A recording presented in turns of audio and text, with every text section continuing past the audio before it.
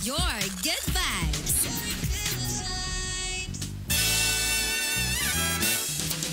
You are currently listening pa rin sa the most influential Good Vibes radio station. Ito po ang GB 99.9, your Good Vibes. 7:29 a.m. on the clock, Philippine Standard Time. At narito na tayo sa ating segment na Good Vibes Balitaktakan dito sa Good Vibes Morning. At kasama natin ngayong umaga, DJ Joey Boy. Good morning to you. Good morning, DJ Frankie. Happy Monday sa ating mga ka-vibes. Kamusta po ang inyong naging weekend? Ayan, at kami naman ay, eto, si Pune. Ayan, may sakit si DJ Joey Boy yata today. Oo, DJ Joey Boy, kamusta ang iyong weekend?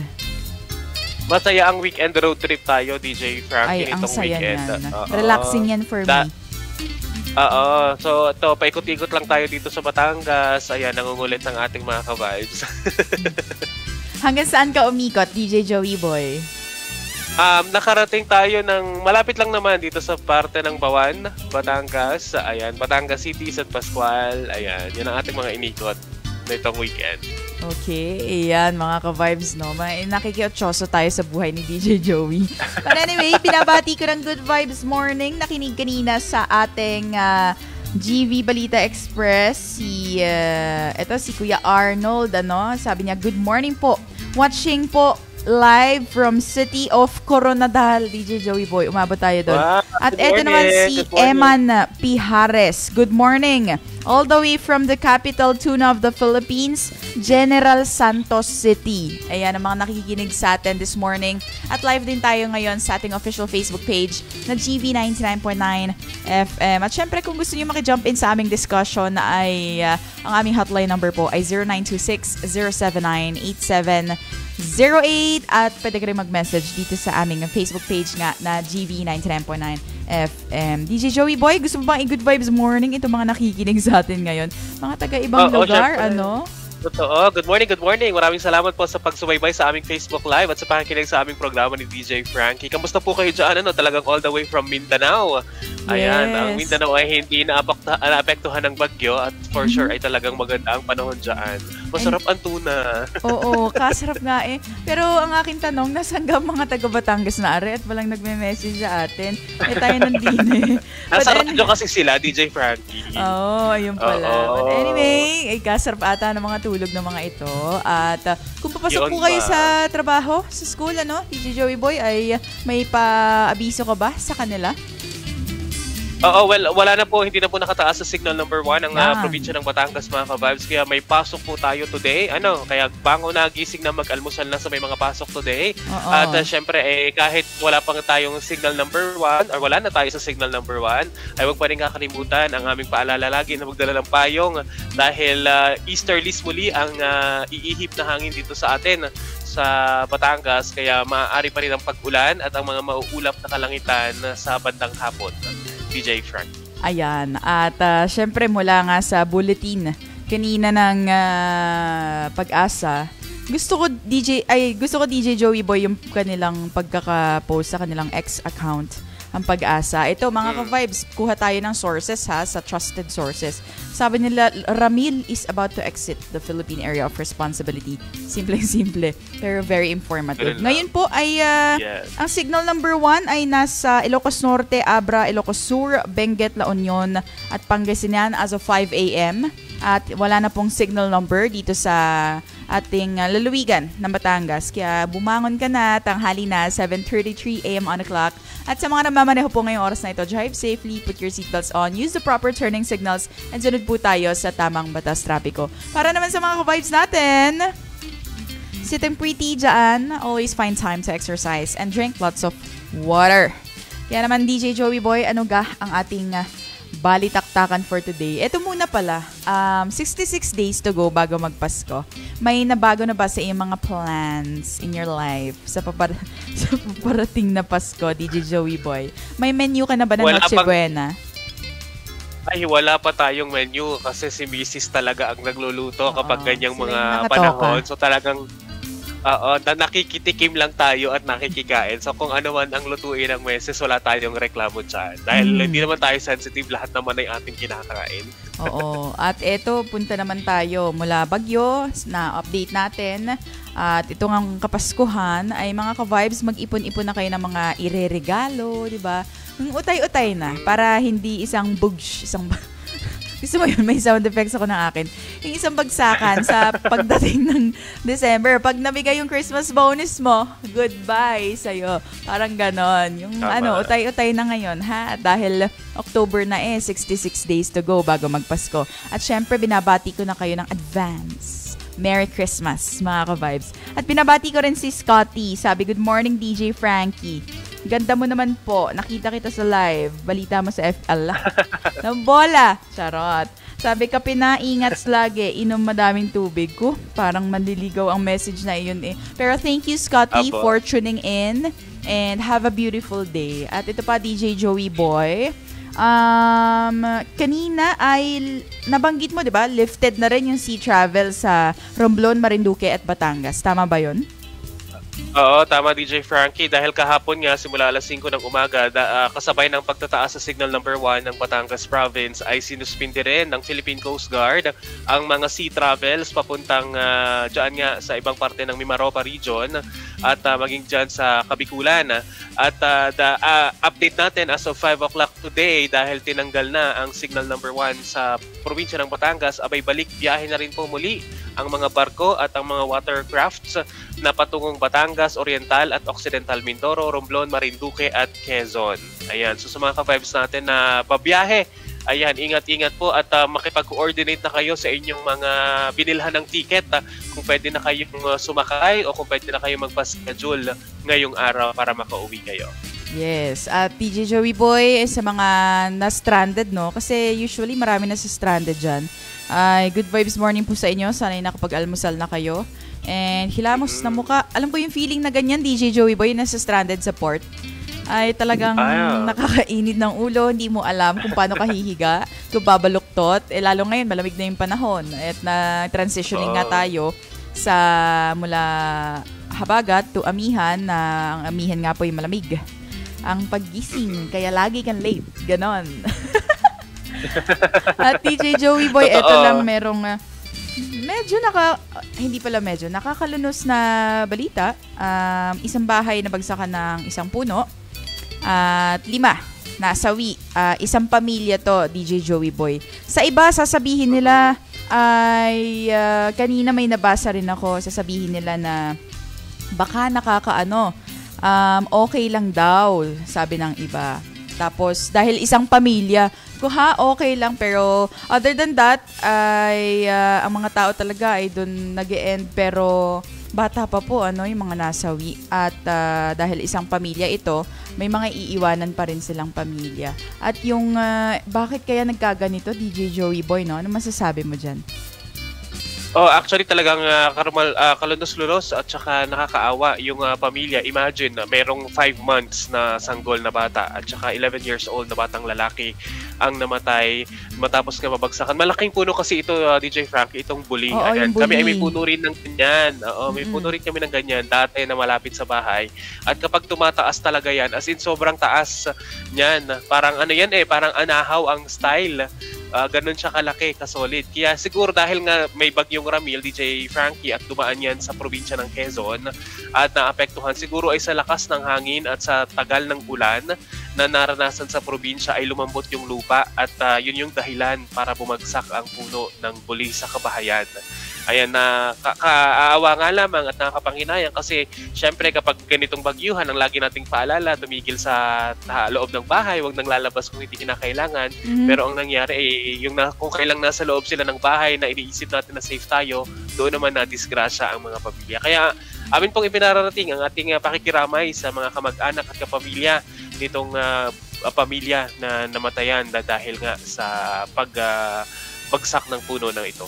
Yan, DJ Joey Boy, since ang programa ang segment natin ngayong umaga, 7:38 AM on the clock, ay Good Vibes Balitaktakan. So, gusto ko lang himayin itong sitwasyon na nangyari dito Kasi mga ka-vibes, ang fun fact muna, ang bully po or bully palm ay lumalaki hanggang 20 meters or 66 feet. Kung napapadayo ho kayo doon sa Lobo, Batangas, maraming ganyan.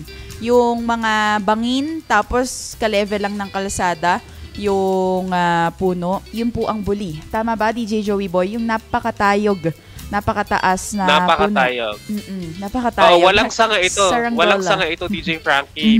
Parang nyog ang style niya, pero ang dahon niya ay parang anahaw. Yes, yan ang at ang dulo nito may tilos-tilos na bahagi. At yung trunk naman niya, yung katawan ng puno, lumalaki po ito hanggang 1 meter in diameter. So, hindi mo kayang yakapin yung puno, DJ Joey Boy. Napakalaki ng base ng puno na ito. And syempre dahil dyan, siguro may soil erosion sa lugar nila. Siguro ito ay landslide prone or baha na area. Kaya mga ka-vibes, if merong mga malalaking puno, kaya po natin pinag-uusapan ito this morning dahil baka merong mga puno sa inyong mga bahay na i-double check natin if okay pa ba yung soil nito. Baka pwede tayong mag-consult sa mga siguro agriculture office, sa DENR, At kung may nakikinig man po sa inyo ay welcome po kayo dito sa aming programang Good Vibes Morning para alamin yung soil ba na nakatanim, yung mga puno ninyo sa bahay ay safe pa ba ito. At yung mga gantong sakuna, DJ Joey Boy, para hindi pa nakakaget over lahat pamula nung mga nagdaang bagyo, nagdaang lindol, pero is there a message, DJ Joey Boy, that you can give sa ating mga ka-vibes to uplift them at maging ready palagi, DJ Joey Boy? Oo, naku, talagang hindi matinag. Sunod-sunod, all the way, halos araw-araw ay may mga kalamidad at may mga paglindol tayong naririnig at nababasa. Kaya naman sa ating mga ka-vibes ay palaging mag-ingat, ang ating laging paalala. Maging handa, katulad nga ng paalala ni Pangulong Marcos, palaging maghanda dahil hindi natin alam ang maaaring sunod na mangyari. Iba kapag ready ka iba kapag ikaw ay sa sarili mo na pinaghandaan mo at ikaw ay nakipag-usap sa iyong pamilya at para alam niyo yung kasaan yung inyong yung inyong plano kung ano man ang kalamidad na dumating, kung ano yung iyong plano ng iyong pamilya ay ma-execute ng maayos. Kaya magandang pag-usapan and at the same time ay magdasal dahil hindi natin talaga alam kung ano ang maaari pang mangyari dito sa Frank.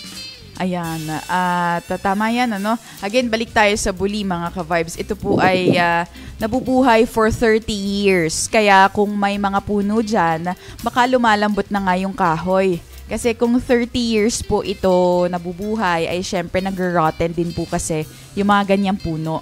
At ito po ay nagpo-produce ng bulaklak at prutas isang beses lamang sa loob ng 30 taon. Ayan, depende dun sa puno. Kaya mga ka-vibes, again, maging updated tayo pati sa mga surroundings natin. Let's be aware and let's be grounded of the things happening to us.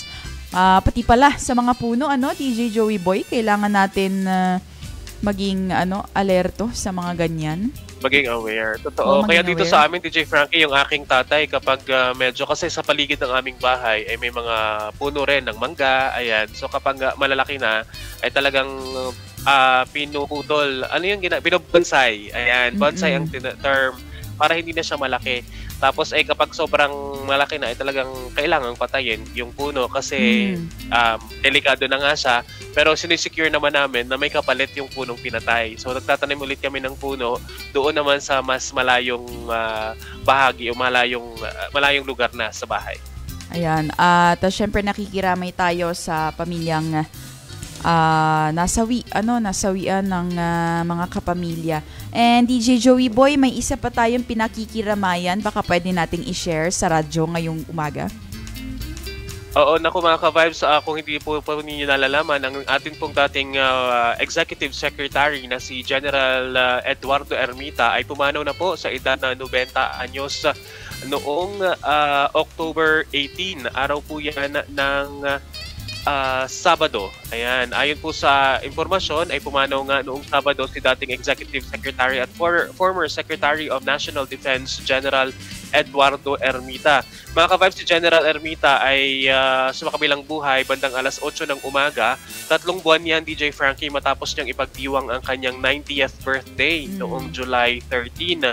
Ang balitang yan ay kinumpirma ng kanyang anak na si Balayan Mayor Lisa Ermita Abad. At ayon nga sa kanyang post ay our father lived a full life in steadfast service to the Filipino people. Dahil talagang matagal na nagsilbi si General Ermita sa Pilipinas. Siya ay isang sundalo, kaya bilang sundalo, kilala din si General Ermita sa kanyang katapatan, disiplina at malasakit sa bayan. Nagsilbi siya sa ilang mga pinakamahihirap na yugto ng bansa, dala ang dangal ng isang tunay na kawal at public servant.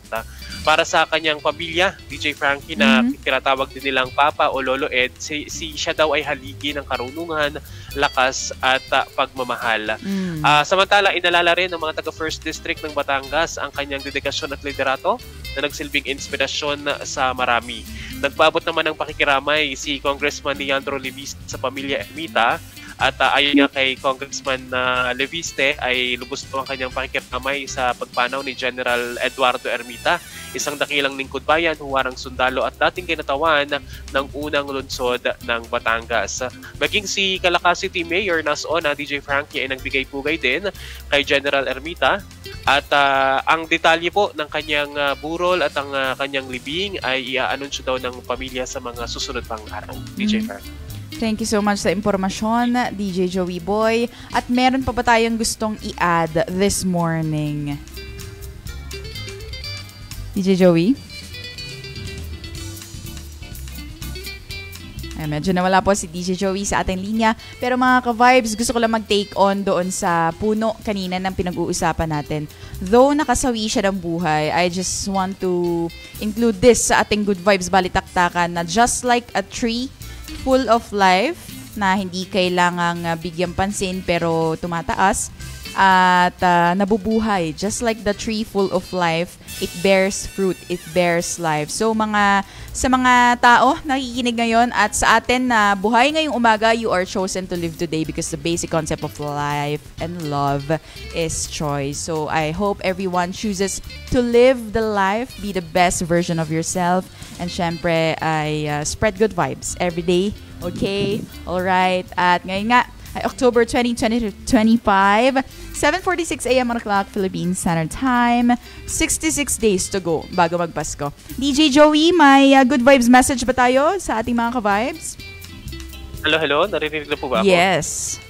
Ayan, good morning muli sa ating mga ka-vibes at syempre maraming salamat po sa pagtutok sa atin ngayong umaga. Tutok lang sa ating estasyon buong maghapon para sa inyong mga good vibes tugtugan at good vibes kulitan kasama ang ating mga DJs. DJ Frank. Yes, thank you so much DJ Joey Boy and I hope you have a good day. And syempre mga ka-vibes ay ito, ating Good Vibes Balitaktakan sa programang Good Vibes Morning.